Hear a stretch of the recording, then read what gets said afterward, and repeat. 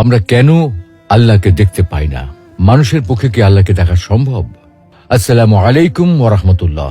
প্রিয় দর্শক, আজকে আমরা আল্লাহকে কেন দেখা যায় না এবং মানুষের পক্ষে আল্লাহকে দেখা সম্ভব কি না এ বিষয়ে আল কোরআন, বিশুদ্ধ হাদিস এবং বিজ্ঞানের আলোকে বিস্তারিত আলোচনা করার চেষ্টা করব ইনশাআল্লাহ। প্রিয় দর্শক, আল্লাহ তাআলার দিদার প্রতিটি মুমিনের চির আকাঙ্ক্ষার বিষয়। সবাই আমরা সচক্ষে আল্লাহকে দেখতে চাই। নবী, রাসূল, আল্লাহ সকল প্রিয় বান্দা সকলেই নিজ চোখে আল্লাহকে দেখতে চায়।